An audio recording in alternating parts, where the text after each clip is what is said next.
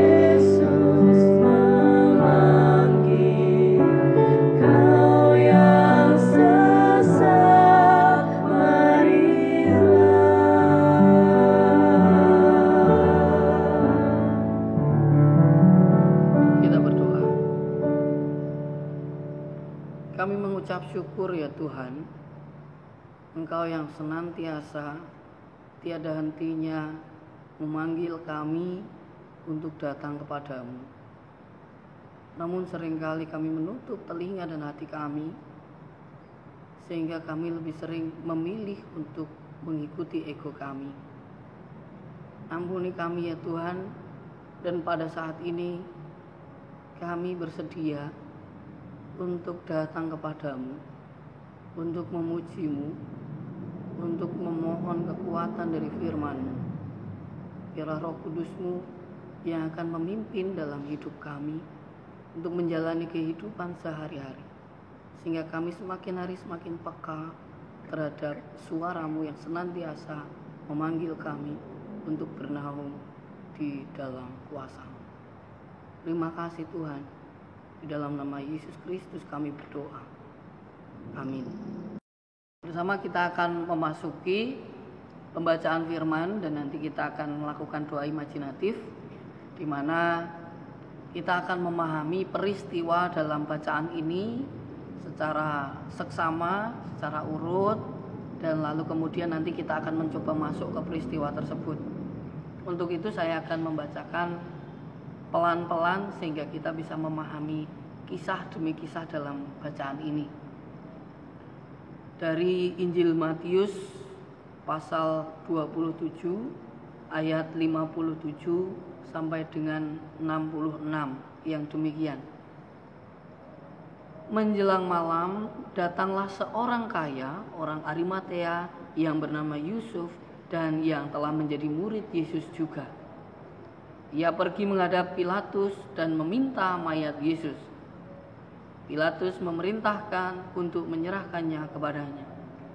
Dan Yusuf pun mengambil mayat itu, mengapaninya dengan kain lenan yang putih bersih, lalu membaringkannya di dalam kuburnya yang baru, yang digalinya di dalam bukit batu, dan sesudah menggulingkan batu besar ke pintu kubur itu, pergilah ia.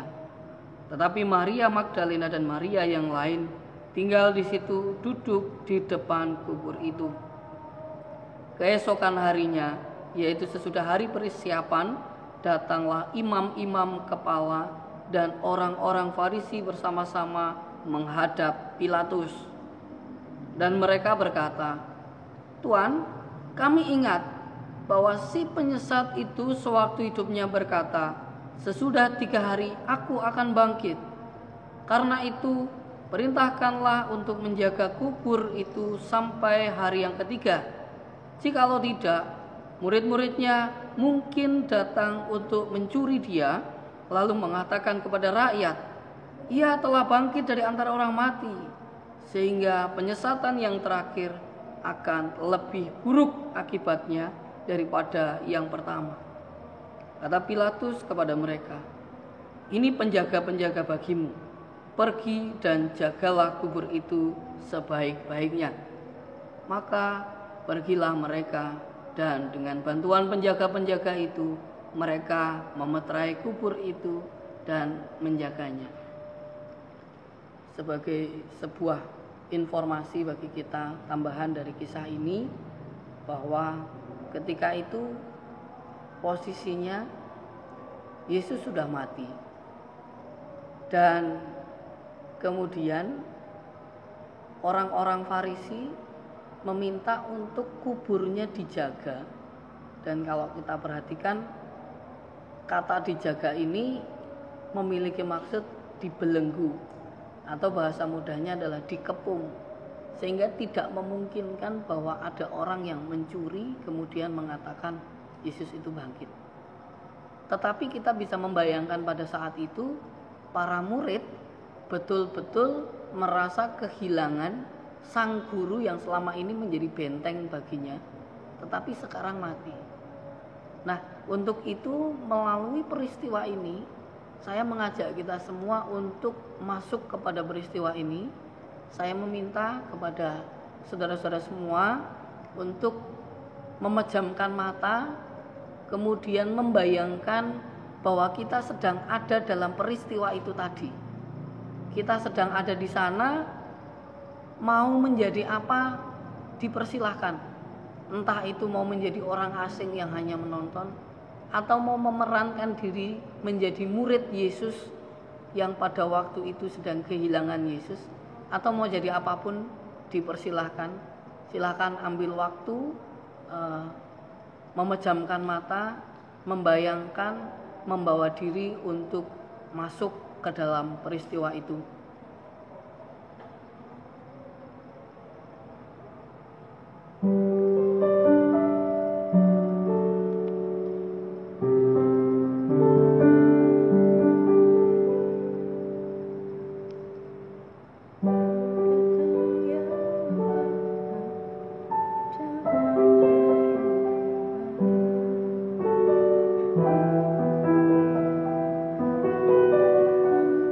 Sabtu Sunyi adalah penghayatan kita terhadap kematian Yesus Kristus.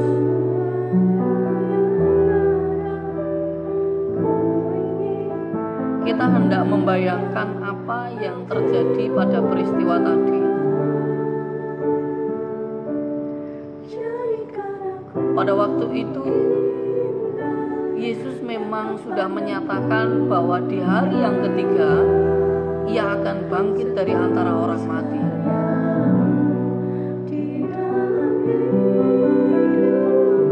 Tetapi ketika kita memposisikan sebagai para murid,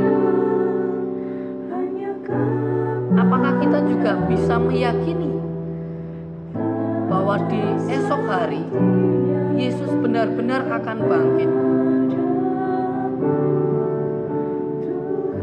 Sabtu Sunyi menjadi waktu yang tepat untuk kita menguji iman kita, menguji kepercayaan kita kepada Tuhan Yesus Kristus.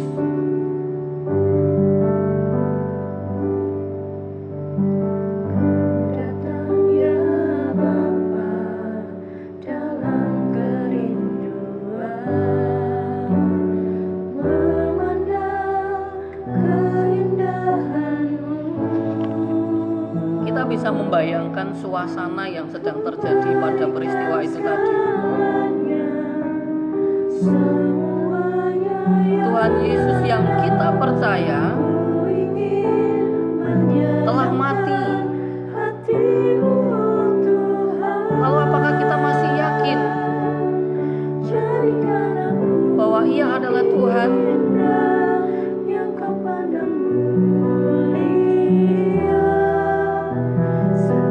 Atau mungkin kita lebih memilih untuk pergi saja, cari kekuatan yang lain?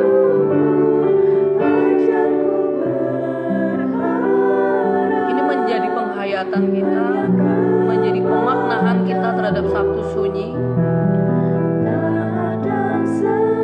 Para murid yang pada waktu itu sudah mulai bimbang, mulai takut. Yesus Sang Guru yang mereka percaya mati. Selama ini mereka merasa tenang, mereka merasa nyaman. Setiap hal yang akan dilakukan, mereka punya kekuatan di dalam Yesus. Tetapi ketika melihat sebuah kenyataan bahwa Yesus mati dan sudah dikubur, bahkan kuburnya dijaga ketat, ketakutan menyelimuti diri. Dan di titik itulah kemudian imannya diuji. Kalau bagi kita, memang kita sudah tahu bahwa besok adalah hari Paskah, dan kita tahu bahwa hari Paskah adalah hari kebangkitan Yesus. Tetapi ketika pada peristiwa ini para murid tidak tahu bahwa besok betul-betul bangkit atau tidak, maka kemudian ada pilihan, mau tetap setia atau meninggalkannya.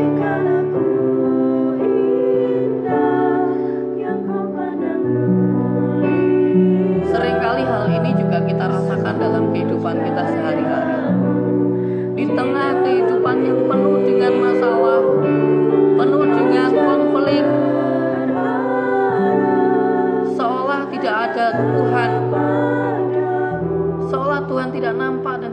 berkarya.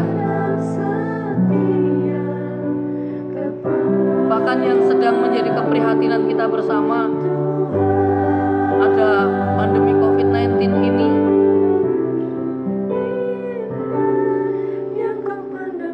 Apakah kita juga masih yakin bahwa Yesus sebagai Tuhan itu pasti berkarya? Yakinkah bahwa kita tetap setia kepadanya?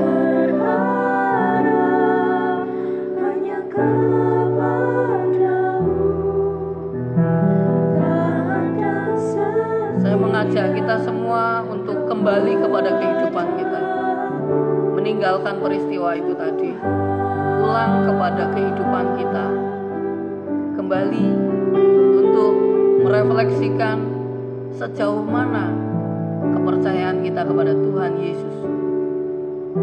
Saudara yang dikasihi Tuhan, kematian Yesus bukanlah kematian yang membawa kedukaan bagi kita, tetapi kematian Yesus adalah menjadi titik kunci kesempurnaan penebusan. Karena tanpa kematian tidak akan ada kebangkitan Kristus, dan tanpa kebangkitan tidak ada penebusan. Untuk itu, jangan sekali-kali meninggalkannya. Ia yang sudah mati tidak lain hanya untuk menebus kita yang penuh dengan dosa.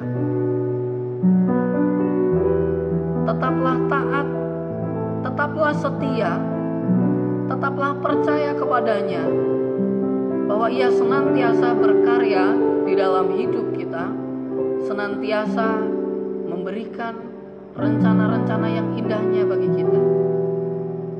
Tetaplah percaya, tetaplah taat, tetaplah setia.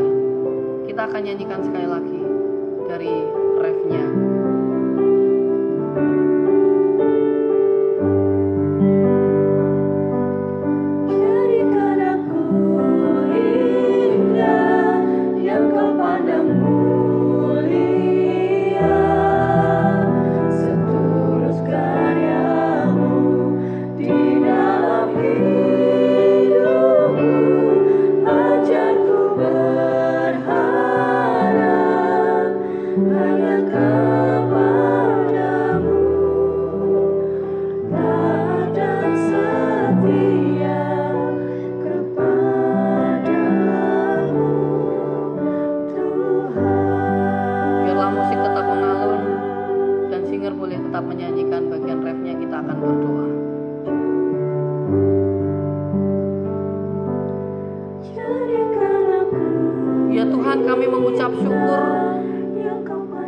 Menyediakan diri untuk mati demi menebus kami.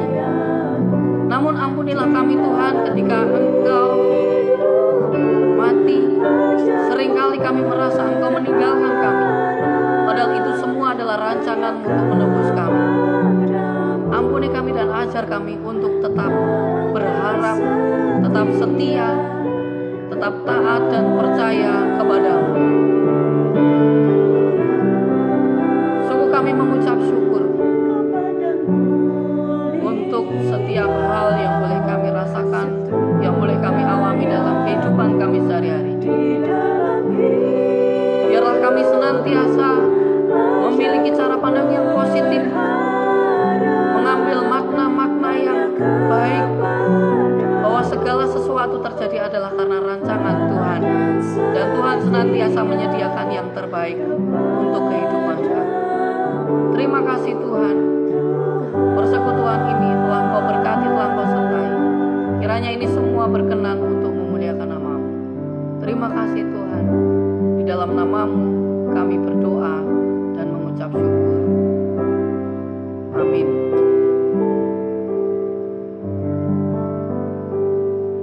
Saudara-saudara yang dikasihi Tuhan, kita telah selesai dan kita akan melanjutkan dengan sharing, dengan berbagi apa yang kita rasakan ketika kita masuk kepada peristiwa itu tadi, lalu kemudian bagikan di keluarga masing-masing apa yang menjadi pesan-pesan Tuhan yang kita dapatkan selama kita melakukan refleksi ini.